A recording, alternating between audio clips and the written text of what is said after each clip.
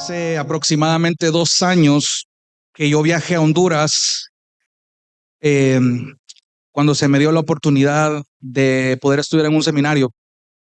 Y recuerdo que una de las iglesias donde servía allá, llegó un pastor de Estados Unidos llamado Ryan Warren, un hombre de Dios muy humilde.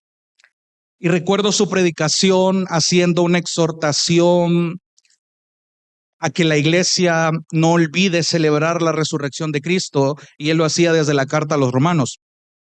Pero algo que a mí me llamó mucho la atención, y revisaba mis apuntes de ese sermón, él hacía la siguiente conclusión, y lo cito: es tan importante, dijo él, que el cristiano celebre frecuentemente la resurrección de su Salvador, porque todos los aspectos de la salvación que ha recibido dependen de la obra de Jesucristo. ¿Cómo así? Es decir, su muerte, sepultura y resurrección le recuerdan a la persona creyente la base de su nueva vida en Cristo. Cierro cita. Y es una gran verdad. Realmente la manera en la que él lo expuso dejó una gran huella en mi corazón. Y de hecho la palabra misma nos dice en muchos pasajes cuál es nuestra posición actual cuando estamos en Cristo. Una vez más, ya hemos hablado de la unión con Cristo, de lo que implica estar unidos a Cristo. ¿Qué quiere decir cuando la Biblia dice en Cristo, por medio de Cristo? Ahora, si alguno está en Cristo, ¿qué nueva criatura? O sea, ¿qué implica el hecho de que estamos unidos a Cristo? Que tenemos una posición. Pero así como lo decíamos la vez pasada, el detalle, no el problema, el detalle es cómo es que lo que la Biblia me está diciendo a mí, cómo yo lo debo entender para poder vivir a la luz de esa posición que tengo en Cristo. Y es precisamente lo que hemos estado repasando. Si nos vamos de nuevo al tema del capítulo 15 de primera carta a los Corintios, nos viene hablando del evangelio, porque el evangelio es parte de lo que nos presenta la joya de la resurrección.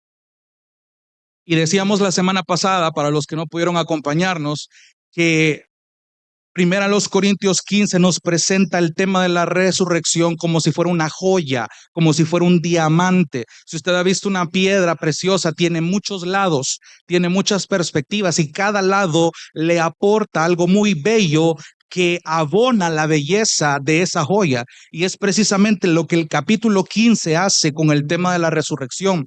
Da diferentes prismas, así se le llama a cada lado de la joya. Da diferentes prismas para que el tema de la resurrección tenga un impacto que no solamente usted logre entenderlo, sino que usted lo asimile como la Biblia desea que sea asimilado para poder llevarlo a la práctica. Como nosotros, ahorita usted que venía para acá a pesar de la trabazón, a pesar de lo que en el día le pudo haber pasado, que usted se pudo haber quedado dormido en lugar de venir acá, pero usted está consciente de la motivación por el que usted viene acá.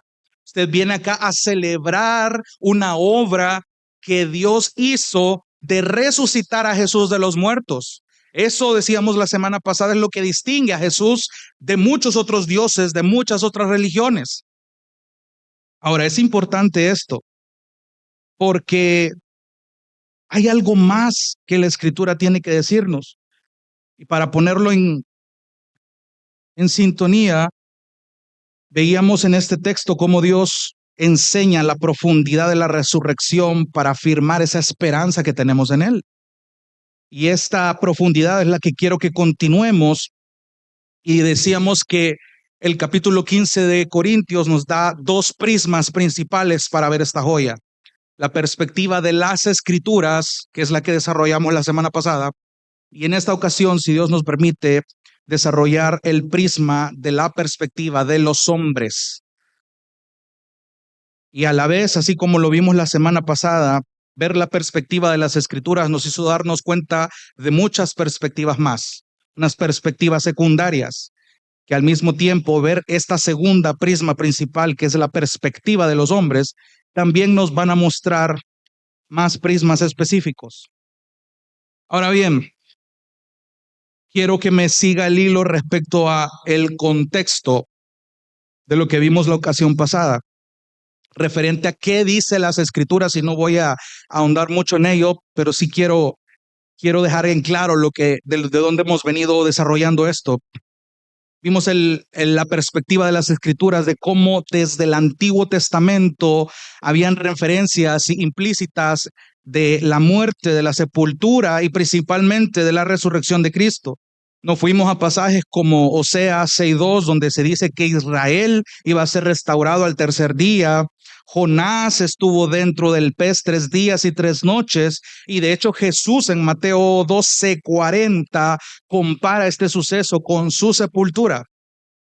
Isaías 53, 10 al 12, profetiza que el Mesías iba a resucitar.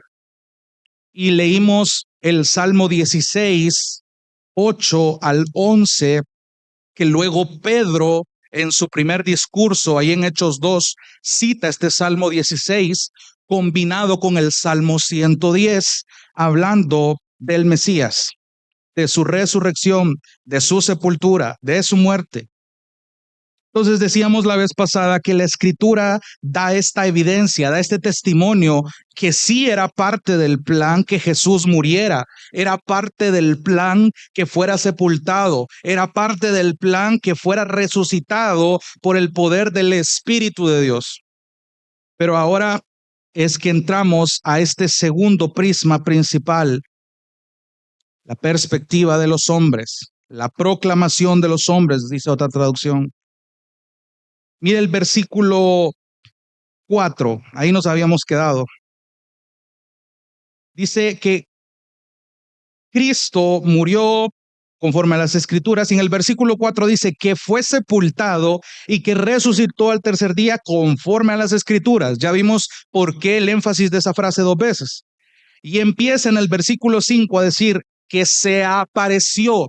Esa es otra parte de la síntesis del evangelio que desarrolla Pablo a los Corintios. Se le apareció a Cefas y después a los 12. Versículo 6 dice que luego se apareció a más de 500 hermanos a la vez, la mayoría de los cuales viven aún, pero algunos ya duermen. Présteme atención otra vez. No pase por alto el cómo Pablo escribe lo que escribe y de la manera en la que lo escribe. Los detalles que él da no son casualidad. Préstele atención de entrada al versículo 5. Al primero que nombra al que Jesús se le apareció una vez que resucitó fue a Cefas, es decir, a Pedro. Luego a los 12. Lucas capítulo 24, versículo 13. Búsquelo conmigo rapidito. Lucas capítulo 24, versículos 13 en adelante. Lucas capítulo 24, versículo 13. Préstele atención al texto.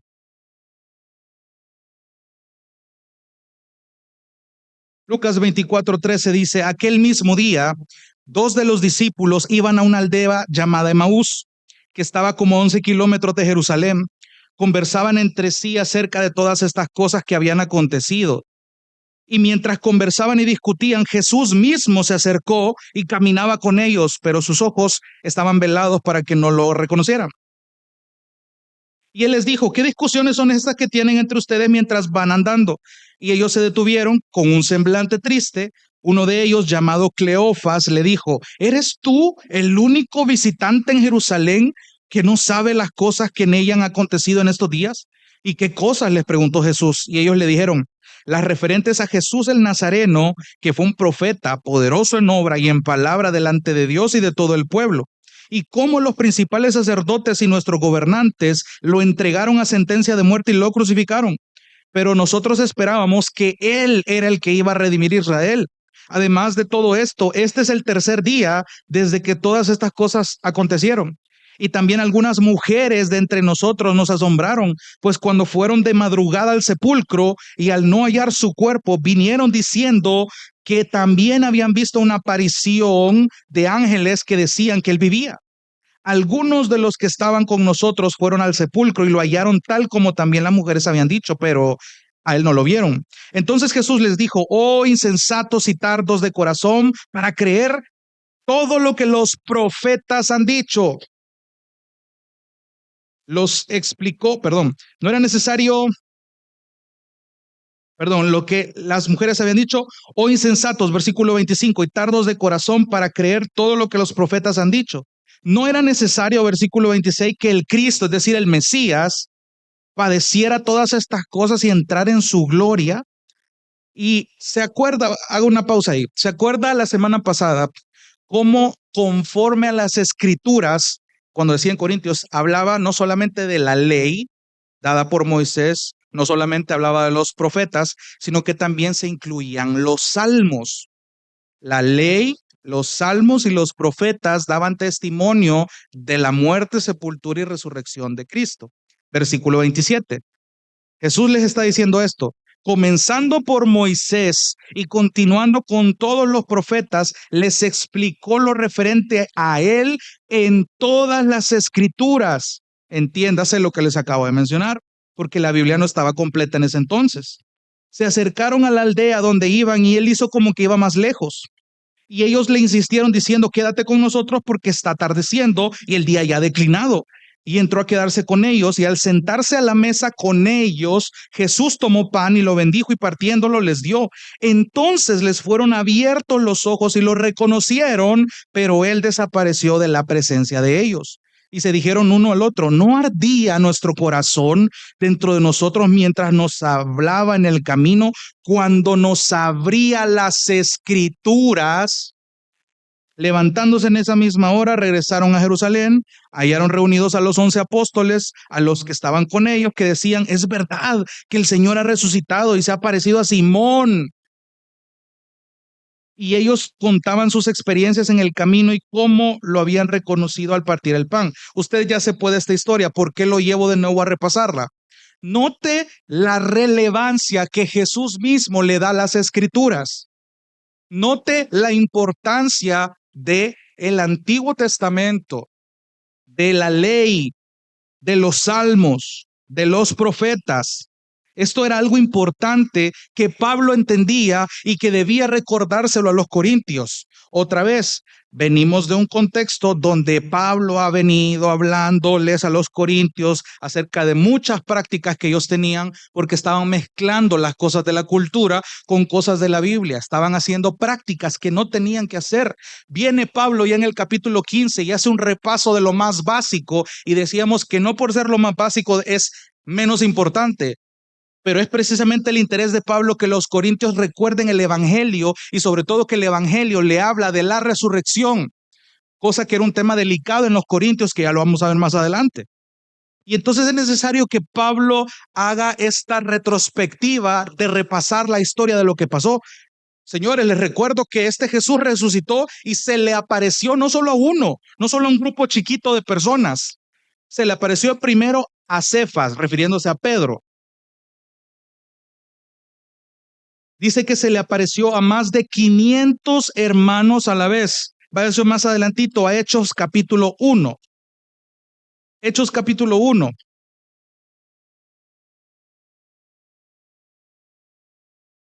Hechos capítulo 1, versículos del 1 al 4. El autor del libro de los Hechos es Lucas, dirigiéndose a alguien llamado Teófilo, al igual que lo hizo en el evangelio que lleva el mismo nombre. En esta segunda recopilación, Lucas le escribe a Teófilo en el versículo 1 de Hechos y le dice: en el primer relato, hablando del evangelio de Lucas, estimado Teófilo, escribí acerca de todo lo que Jesús comenzó a hacer y a enseñar, versículo 2, hasta el día en que fue recibido arriba en el cielo. Préstele atención. Después de que por el Espíritu Santo él había dado instrucciones a los apóstoles que había escogido, a estos también, después de su padecimiento, se presentó vivo con muchas pruebas convincentes, apareciéndoseles durante 40 días y hablándoles, de lo relacionado con el reino de Dios. Vuelva primero a los Corintios. Primero a los Corintios capítulo 15 está resumiendo parte de lo que pasó en estos 40 días. Muchos tienen el error de creer que al tercer día nomás Cristo resucitó. Ya sabemos la historia. Él muere crucificado en la cruz, lo sepultan, al tercer día resucita y pareciera ser que al día siguiente es que Él reúne a la gente y se va hacia el cielo. Pero Hechos nos está añadiendo un dato bien importante. Después de que Jesús resucita, pasaron 40 días donde Él anduvo apareciéndosele a personas. Dice aquí en Corintios, por dato de Pablo, que el primero fue Pedro y que después se le apareció a los discípulos. Eso lo vemos en los evangelios. Versículo 6 dice que luego se le apareció a más de 500 hermanos a la vez, la mayoría de los cuales viven aún, pero algunos ya duermen. Mira qué interesante esto, porque en ninguna otra parte de la Biblia, al menos en el Nuevo Testamento, se nos dice la cantidad de personas que vieron a Jesús resucitado. Y esto es un dato muy interesante, hermanos, porque en la cultura judía, para yo comprobar un caso, yo tenía que llevar por lo menos 2 o 3 testigos para asegurar que mi testimonio era verdad. Imagínate con lo que se enfrentaron los gobernantes al tener más de 500 testimonios de una aparición de alguien que creían que estaba muerto, que vieron morir. Esto era algo que tenía que ponerlos a pensar. 40 días. ¿Se imagina a Jesús que anduvo haciendo en 40 días? Es más de un mes. Vemos muchas partes donde vemos la convivencia que tuvo con sus discípulos. Pero sigue leyendo, me interesa algo. Este dato no es por gusto, hermanos. Quiero que lo vaya apreciando porque es un dato que Pablo da. Se apareció a Cefas, después a los 12. Luego se apareció a más de 500 hermanos a la vez, la mayoría de los cuales viven aún, pero algunos ya duermen. Quiero detenerme aquí un poco. No es la primera vez y quiero que notes acá la cosmovisión, la manera de pensar que Pablo tenía acerca de la muerte. Él no le llama, otras traducciones de la Biblia en español dicen, unos viven, otros ya se murieron. Pero para Pablo, hablar de la muerte es hablar de un acto de dormir. ¿Tú crees que lo hizo a propósito sabiendo que estaba hablando del tema de la resurrección? De hecho, en otro pasaje dice, bueno, para mí el vivir es Cristo y el morir es una ganancia. Él lo dijo explícitamente. Pero en muchas otras partes de las cartas que él escribe, él ocupa la palabra dormir para referirse a la muerte. Porque no solamente él como apóstol tenía una perspectiva cristiana de la muerte.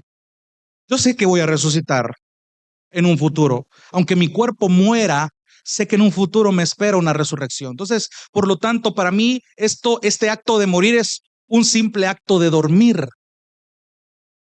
Préstale atención a eso.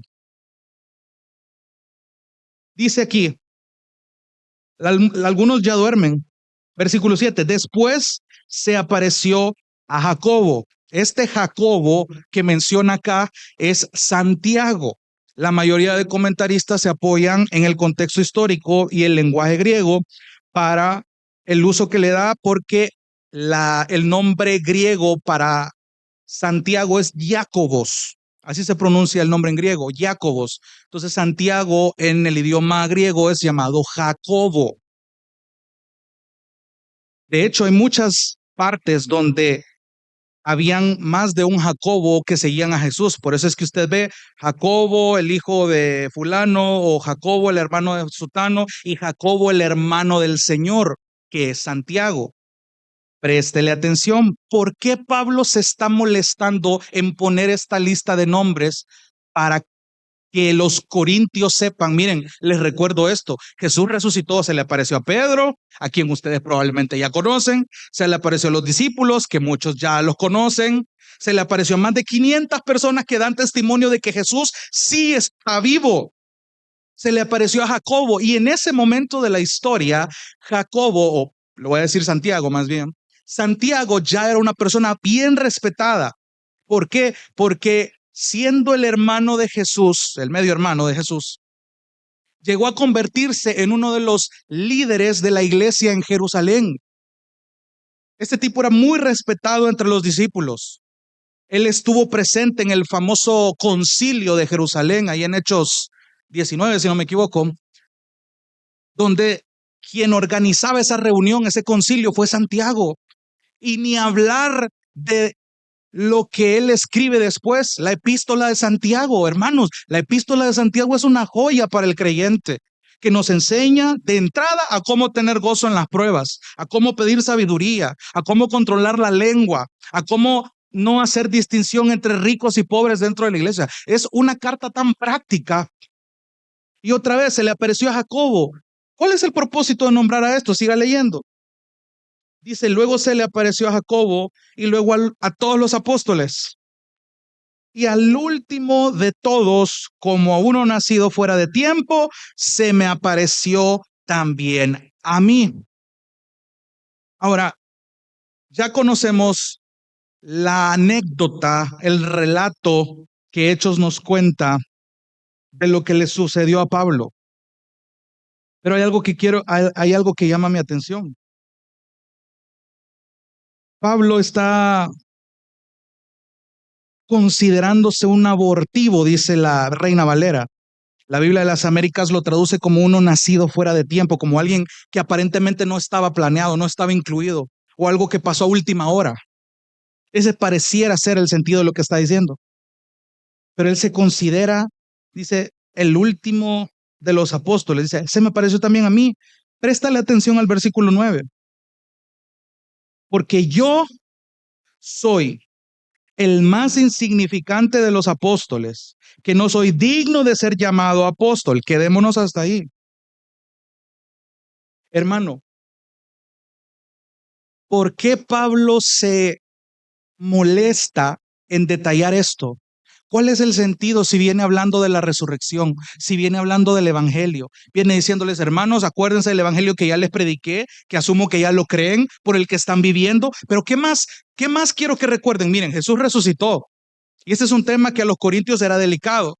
Pero les quiero recordar que no es invento mío. Yo no me inventé esta historia. Hay más de 500 personas que pueden decir que Jesús está vivo. Se apareció. Pero yo tengo mi propia versión de la historia. Se me apareció a mí. Pero eso, hermanos, no está haciendo de Pablo alguien que pueda hacerlo orgulloso. Que decir, se me apareció a mí, entonces respétenme, ¿verdad? El sentido no es ese. Y es aquí donde el prisma se multiplica, es decir, nos apunta a una nueva perspectiva. Perseguía a la iglesia, dice Pablo. Perseguía a la iglesia de Dios. ¿Te acuerdas lo que Jesús le dice a Saulo en aquel entonces llamado? Saulo, ¿y quién eres, Señor? Yo soy Jesús, a quien tú persigues. Pero en realidad, Saulo, que después fue llamado Pablo, él perseguía a la iglesia. Préstale atención a eso. Jesús estaba diciendo, yo soy a quien tú persigues. La iglesia primitiva en ese momento entendía tan bien su unión con Cristo, y hablamos de eso. Estaba tan comprometido con el evangelio.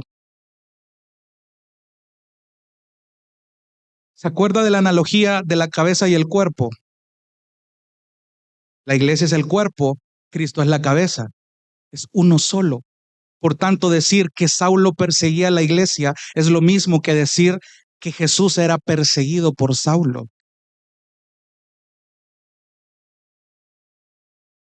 Pero él no dice, yo perseguí a Jesús, pero él entendió lo que Jesús le dijo. Lo entendió muy bien. Y quiero que preste atención a algo muy interesante. Váyase a Hechos capítulo 9. Hechos capítulo 9. Algo precisamente de lo que Pablo le pasó, vale la pena recalcarlo para esto. Hechos capítulo 9, versículo 3. Mientras viajaba, es decir, Saulo, hacia Damasco persiguiendo a la iglesia, dice que mientras viajaba, al acercarse a Damasco, de repente resplandeció a su alrededor una luz del cielo. Versículo 4, al caer a la tierra, hacia tierra, oyó a una voz que le decía: Saulo, Saulo, ¿por qué me persigues? Versículo 5, ¿quién eres, Señor? Y aquí hay algo que los comentaristas dicen. En el idioma original hay una expresión añadida que las traducciones al español no agregan. Es decir, en el versículo 5, antes de que Saulo pregunte, ¿quién eres, Señor?, le añaden en el idioma: y sobrecogido de temor y temblando, él dijo. Es que, hermano, cualquier persona, ser humano pecador que se haya topado de esta manera con Dios, nunca es el mismo. Mira a Isaías después de la visión que tuvo, el trono celestial, los ángeles, los seres. Él inmediatamente le sobrecogió un miedo horrible y él dijo: yo ya me morí, porque mis ojos han visto al Rey. ¿Cuál era la expresión de los hombres cuando Jesús los sanaba? Cuando los discípulos vieron que Jesús calmó el mar, la gente se llenó de miedo. ¿Cuál fue? Y de verdad, yo quiero que le preste atención, tiene sentido, porque pareciera que la traducción en el español, pareciera que solo Pablo está como sentado en el piso, tratando de distinguir el lógico. ¿Quién eres, Señor? ¿Quién eres? Solo como preguntándole a alguien cualquiera.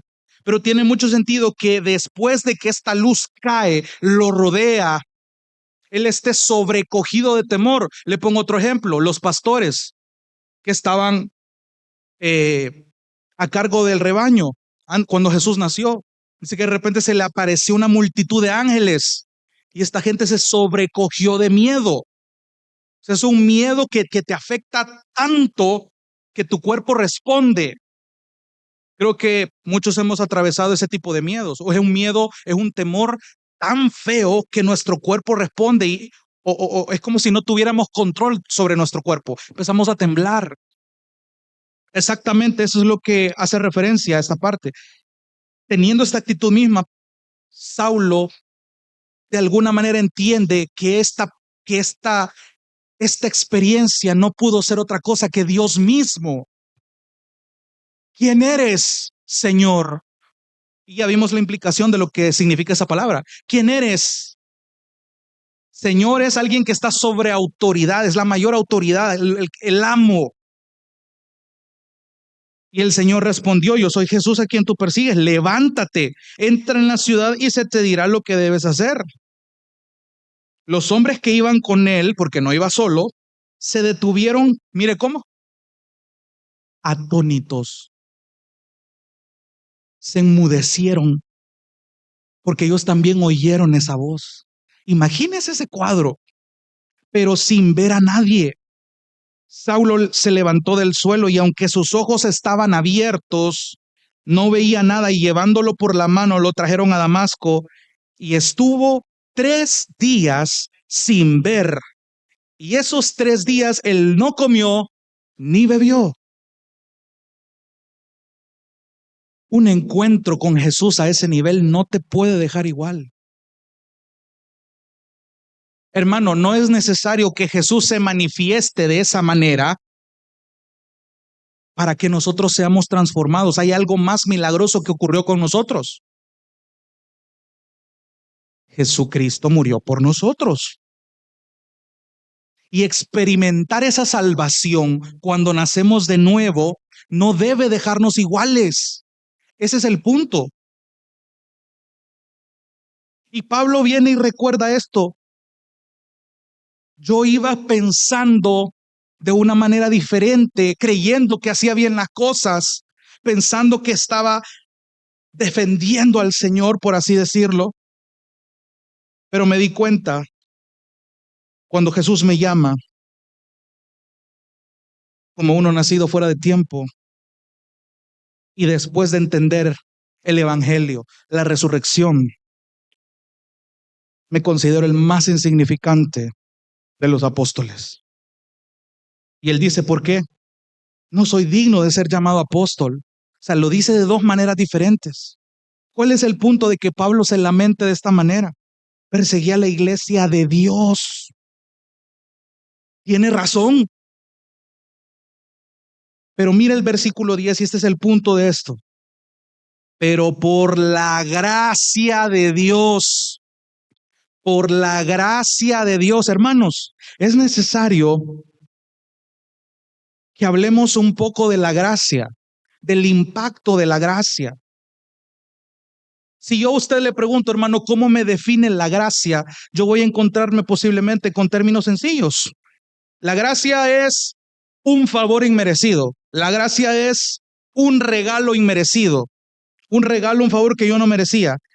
Sí, es correcto definirlo de esa manera, pero es necesario entenderla de una manera un poco más profunda. Y quiero exponerle dos definiciones que llamaron mi atención. Preste atención. Dice, la gracia divina es el favor soberano y salvador de Dios, ejercido en el otorgamiento de bendiciones a aquellos que no tienen mérito en ellos, y por dichas bendiciones no se les exige compensación.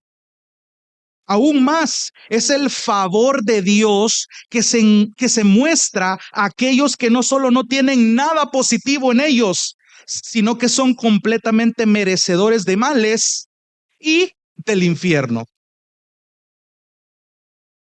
Y esta otra definición está más corta. Dice, la gracia es eso de Dios que otorga favor a uno que es justamente desaprobado. Justamente desaprobado.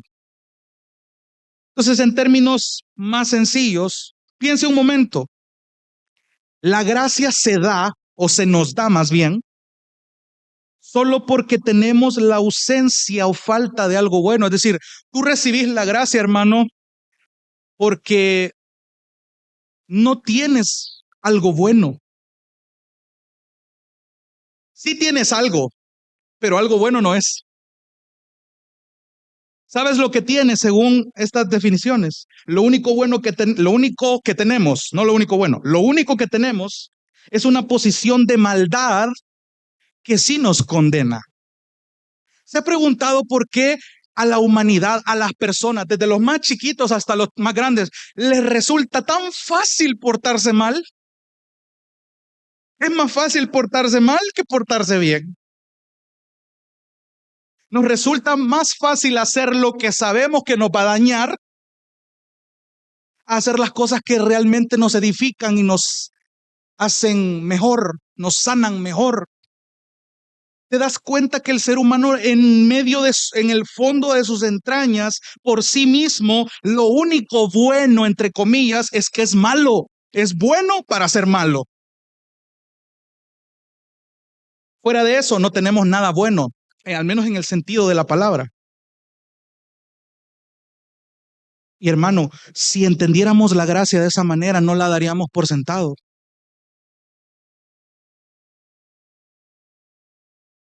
¿Cómo así? ¿Por qué es necesario entender la gracia en este pasaje? Hermano, la gracia nos recuerda otra vez, sí, ya te puedes la definición, es un favor inmerecido, es un regalo inmerecido, ok, pero ¿entiendes por qué lo has recibido y por qué no deberías recibirlo realmente si lo ponemos, si lo observamos bien? Analiza tu vida, hermano. Piensa cuántas decisiones malas has tomado hasta este momento. Piensa todas las actitudes que has tenido hasta este momento. ¿Han sido más malas que buenas? Piensa en cómo te has portado, y le hablo a los más jóvenes. ¿Cómo se han portado con sus papás? ¿Cómo se portan con sus amigos? ¿Hacen más cosas malas que buenas? Y la respuesta es la misma. El ser humano se inclina más por lo malo porque la misma Biblia nos dice que no somos buenos. Romanos 3, no hay justo, no hay ni siquiera uno. No hay nadie quien haga lo bueno. ¿Sabes por qué? Porque somos criaturas caídas. Somos criaturas que estamos inclinados a irnos a lo que nos daña. Y por esa precisa razón, la gracia no debería de ser mostrada a nosotros. Ese es el punto. Tenemos tú y yo, hermano, toda la razón para darle a Dios para que Él no nos dé gracia, para que nos haga ese favor, para que nos entregue ese regalo. Le damos a Dios todas las razones justas para que Él no lo dé. Y eso es justo. Es justo que Él no nos dé gracia. Préstame atención, hermano. Es justo que Dios no nos dé gracia. Él no está obligado a eso.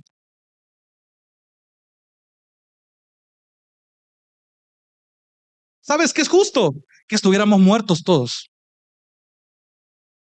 Que estuviéramos en el infierno todos. Eso es justo.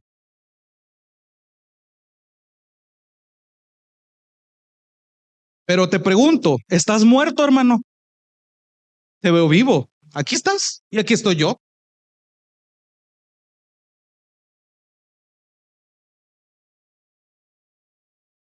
Míralo de esta manera.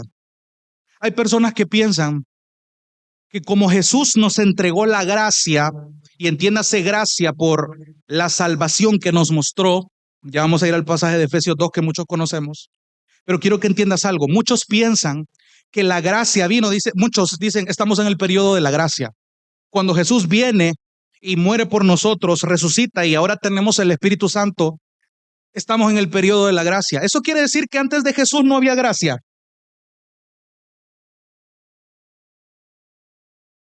Quiere decir que en el Antiguo Testamento no hay gracia. Entendiendo la gracia como ya lo acabamos de definir, como un favor, como un regalo que no merecía la humanidad. Pero hermano, el Antiguo Testamento nos habla de la gracia. Por cuestiones de tiempo, Génesis 6:8, anota este pasaje. Habla de Noé. Dice que Noé halló gracia delante de los ojos de Jehová. Vámonos un poquito más atrás. ¿Qué pasa con la historia de Adán y Eva? ¿Qué les dijo Dios? De todo árbol pueden comer menos de este, porque si se lo llegan a comer, se mueren. Ya sabemos la historia, la serpiente engaña a la mujer, el hombre también come, desobedecen a Dios. ¿Qué es lo que tuvo que haber hecho Dios? ¿Matarlos? Eso era lo justo. Eso era lo justo. Estaba bien que Dios hiciera eso. Préstame atención, hermano, porque esto es importante para que tú aprendas a entender la gracia y a valorarla. Para Dios era justo y Dios no dejaba de ser santo ni justo ni amoroso al matar a Adán y Eva. Pero no lo hizo. Al contrario, ¿qué hizo? Les dio vida. Claro, hay consecuencias, los expulsa del huerto, pero no los mata, los cubre. Todavía en lugar de darles algo que sí merecían, que era un castigo, les da algo diferente, algo que no merecían, algo que no estaba en la instrucción que Dios dio. Eso es gracia. Y que desde Génesis les diga, a tu simiente va a venir alguien de esta simiente que va a aplastar la cabeza de la serpiente, de la simiente de la serpiente. Mira desde dónde el evangelio nos estaba siendo anunciado. La gracia estaba presente. Cuando dice que Noé halló gracia, y muchos ocupan la ley para disminuir la gracia. No, hermano. Antes de que la ley fuera dada a Moisés, dice que Noé halló gracia.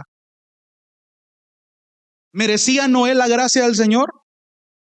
Dice en Génesis 6 que la maldad del hombre era increíblemente terrible. Y el Señor estuvo dispuesto a eliminar a la humanidad con un diluvio. los hubiera matado a todos, hubiera sido justo. Pero hubo alguien que halló gracia.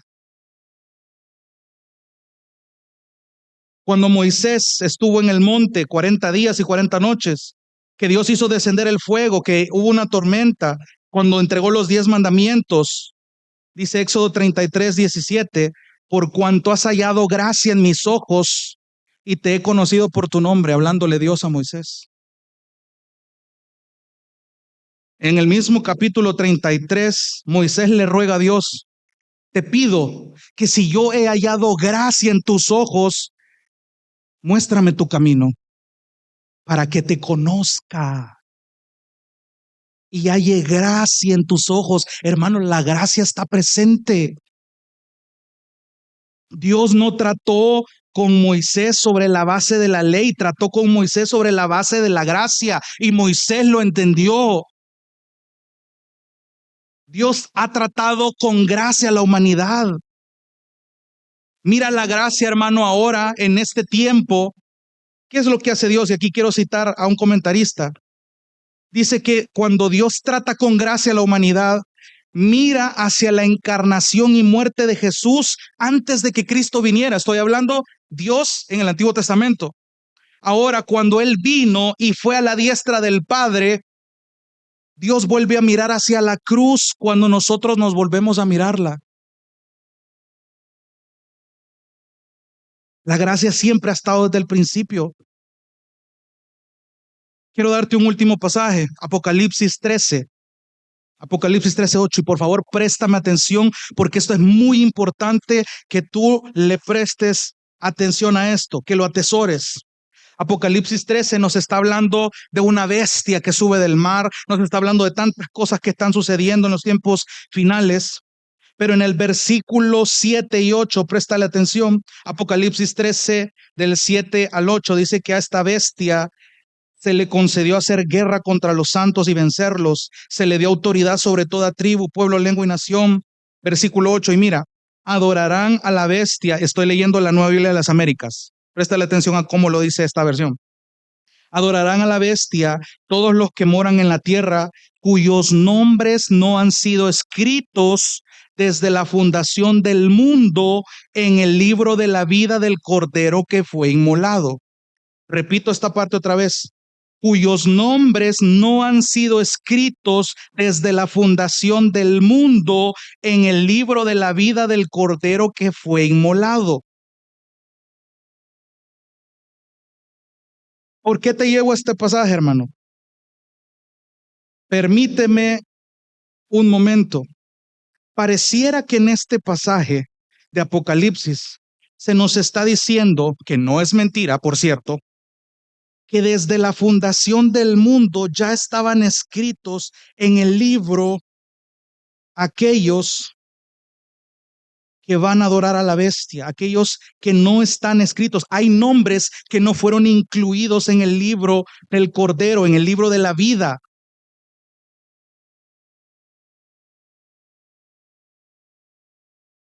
No es mentira esto, pero aquí la Biblia de las Américas está haciendo un juego de palabras que no está respetando lo que el idioma original dice. La Reina Valera en este caso sí es más acertado en cuanto al idioma original. Te lo vuelvo a leer en la Biblia de las Américas. Dice que adorarán a la bestia todos los que moran en la tierra, cuyos nombres no han sido escritos desde la fundación del mundo en el libro de la vida del Cordero que fue inmolado. Pero mira cómo dice Apocalipsis 13:8 en la Reina Valera. Apocalipsis 13:8 dice así, préstale atención. Dice, y la adoraron todos los moradores de la tierra cuyos nombres no estaban escritos en el libro de la vida del Cordero que fue inmolado desde el principio del mundo. Es completamente diferente el sentido. Es decir, pareciera que la Biblia de las Américas nos dice que los que no fueron que hay personas que no fueron incluidas en el libro de la vida que está desde antes de la fundación del mundo, cosa que es verdad. Hay otros pasajes, pero por cuestión de tiempo no lo vamos a ver. Pero el sentido correcto que el idioma original trata de decir lo vemos en la Reina Valera. El sentido es que hay nombres que no estaban escritos, o que no están escritos, perdón, en el libro de la vida del Cordero. O sea, esto que está diciendo desde la fundación del mundo está hablando del Cordero, no está hablando del libro de la vida. Ese es el punto al que quiero que le prestes atención. El hecho que diga la frase desde antes de la fundación del mundo no está hablando del libro de la vida, como la Biblia de las Américas parece decirlo. Está refiriéndose al Cordero. ¿Y por qué te estoy llevando a esto, hermano? Porque el idioma original dice que el Cordero fue inmolado desde el principio del mundo. Te lo digo de otra manera. Pareciera que la Biblia me está diciendo, Cristo fue sacrificado desde antes de la fundación del mundo. Cristo fue consumado antes de la fundación del mundo. Mira qué interesante esto.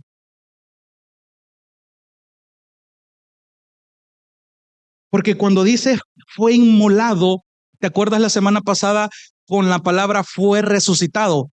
La Biblia de las Américas dice resucitó, pero el sentido original es fue resucitado. Y aquí voy a hacer el mismo repaso que hice la semana pasada con esta misma palabra en Apocalipsis. Fue inmolado. Es decir, en la gramática hay un tiempo y hay una voz en las palabras. El tiempo dice tanto para la palabra de la semana pasada como para esta, es tiempo perfecto y voz pasiva. ¿Qué quiere decir eso? Que el tiempo perfecto se refiere a una acción ocurrida en el pasado con efectos en el presente. Es decir, entonces, que el que Cristo fuera inmolado, fuera crucificado, fuera planeado a que sufriera, no fue en un periodo que pareciera decir que solo fue en el Nuevo Testamento. Desde antes de la fundación del mundo ya se había asignado que Cristo tenía que morir, que tenía que ser inmolado, que el Padre, que es el agente externo, tenía que depositar toda su ira en Cristo. ¿Y a qué me refiero con voz pasiva? Es precisamente esto, un agente externo que afecta la acción del sujeto. Cristo, el Cordero, fue inmolado, dice la Reina Valera, desde el principio del mundo. ¿Y qué tiene que ver eso con la gracia, hermano? El hecho de que hayan nombres escritos, que también es verdad, en el libro de la vida, desde antes de la fundación del mundo, te debe hacer pensar en la gracia que tú has recibido. Te pregunto algo, hermano, ¿qué hiciste tú para ser salvo? Es una pregunta que ya has escuchado. ¿Qué méritos tiene Jonathan Gómez para que haya sido escogido por el Señor? La única razón que tengo buena es que soy bueno para ser malo. Y Dios tiene todo el derecho y la justicia de mandarme al infierno y matarme ahorita. Pero por la gracia yo sigo vivo. Por la gracia estoy predicando. Y aquí quiero que vayas direccionándolo, hermano, porque pensar en la gracia entonces debe darnos más humildad. Debe hacernos sentir más pequeños, más minúsculos, porque no tenemos nada bueno que aportarle al Señor para que nos elija. Y entonces, vuelva primero a los Corintios 15, podemos entender a Pablo. Yo perseguía a la iglesia, yo le di tantas razones a Dios para que me asesinara, para que me matara, y él hubiera sido muy justo en matarme. Yo perseguía a la iglesia, y cuando yo veo eso y pienso en la gracia, me siento el más insignificante. Eso es lo que Pablo está diciendo. ¿Y cuánto nos hace falta pensar hacia nosotros? ¿Sabes cuál es el problema en muchas iglesias? Que te dicen, tú eres campeón, tú eres vencedor, tú vas a conquistar naciones.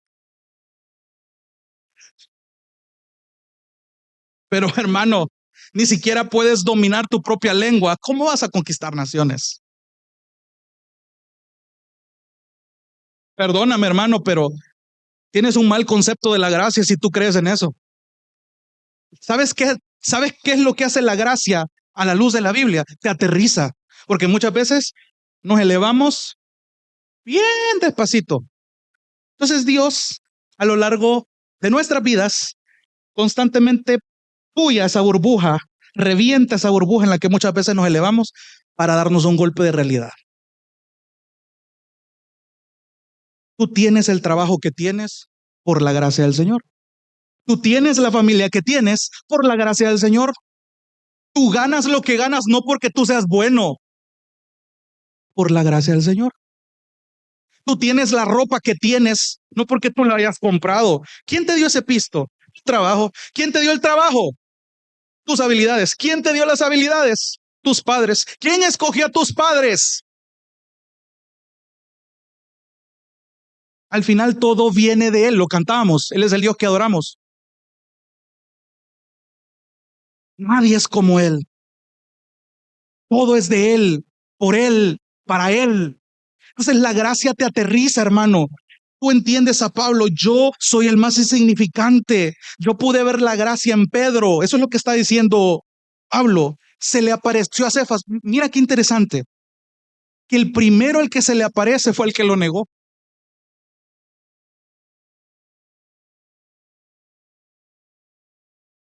Se le apareció a los 12 que salieron corriendo cuando Jesús fue apresado.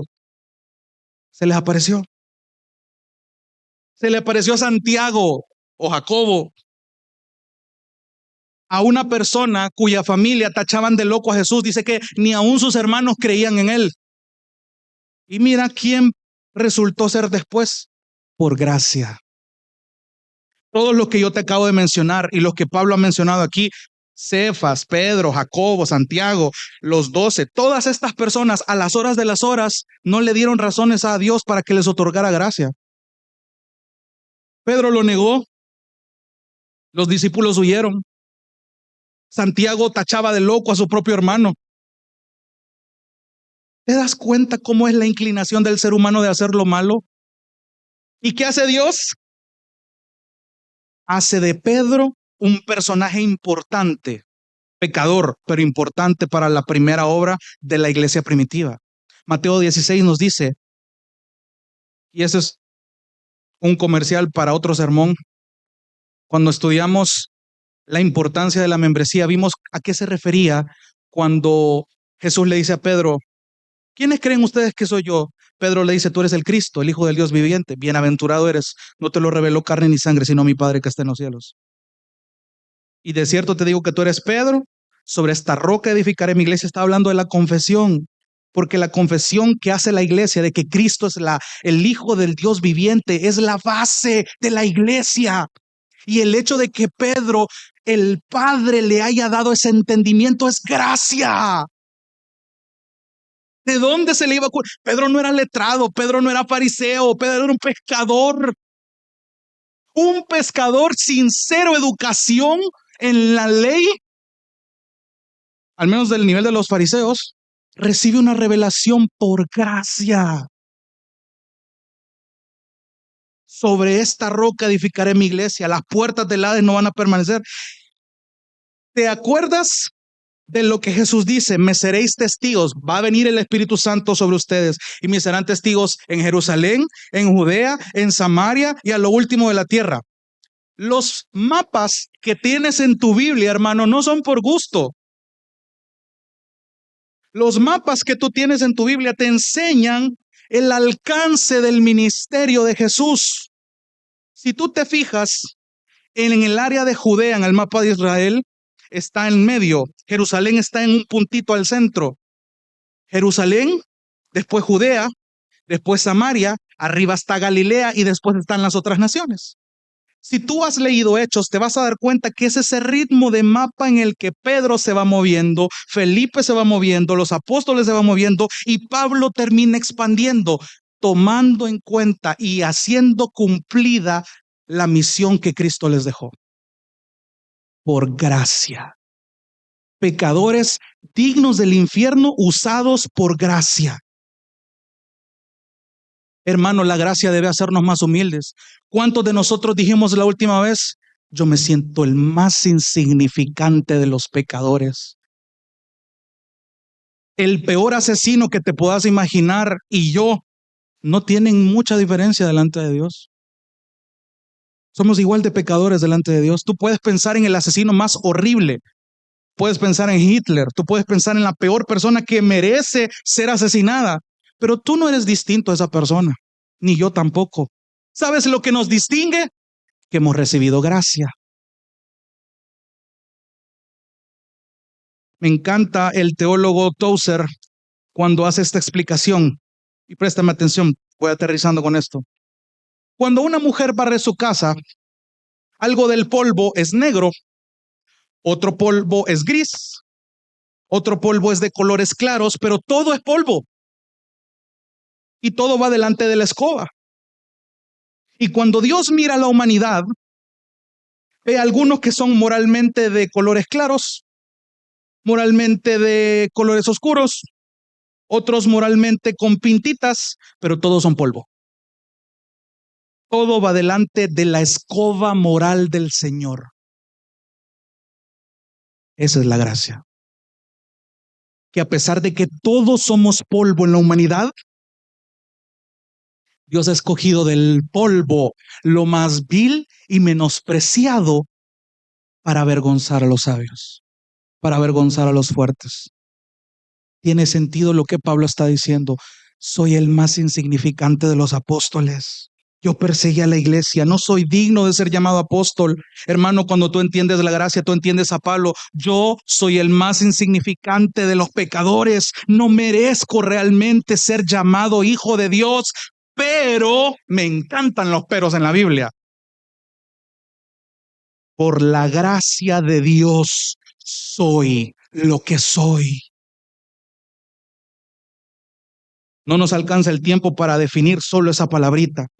Pablo sigue diciendo, y su gracia para conmigo no resultó vana. No fue por gusto que el Señor me haya escogido y hoy lo entiendo. Hoy entiendo mi misión. Hoy entiendo que en lugar de estar aquí, hoy estoy acá por gracia. Antes bien, dice, he trabajado mucho más que todos ellos. Pablo se estaba vanagloriando ahí, no. Sí entendemos que el ministerio de Pablo tuvo un alcance que los otros apóstoles no tuvieron, pero eso no es el punto de Pablo. Pablo está diciendo, por gracia yo he logrado este alcance. Y mira cómo lo dice, aunque no yo. No ha sido mi mérito, no ha sido mi esfuerzo que yo he llegado a tantas naciones a predicar el evangelio. No ha sido por gusto, no ha sido por mis méritos que yo ahora estoy en Corintios, dice Pablo, haciéndoles ver esto de nuevo porque ustedes están olvidando algo tan básico como la gracia.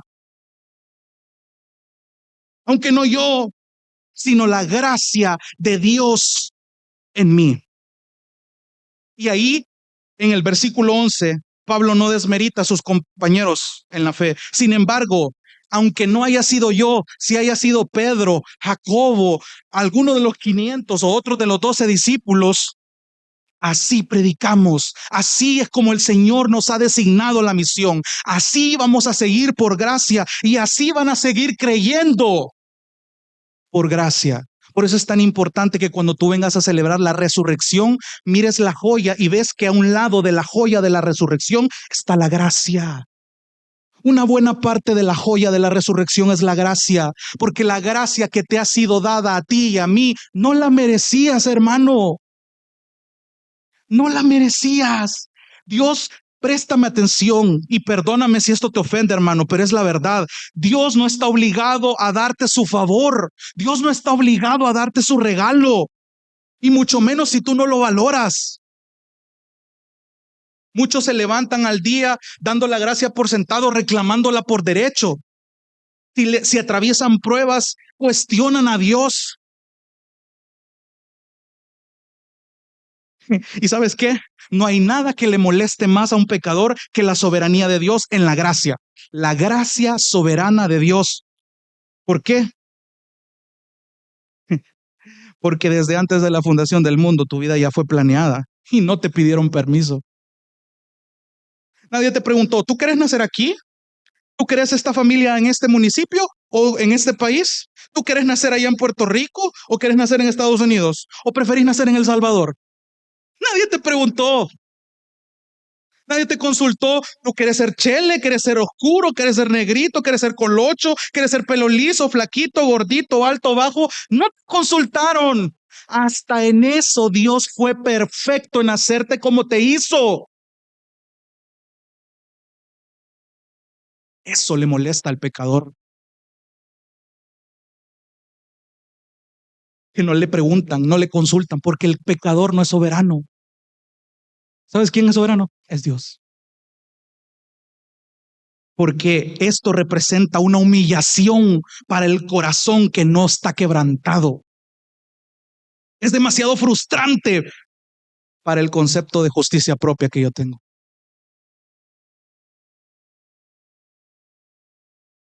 Pero Dios te dio la gracia. Por la gracia Jesús escogió a Pedro. Por la gracia escogió a Santiago. Quiero concluir con esto, Efesios capítulo 2, versículo 4.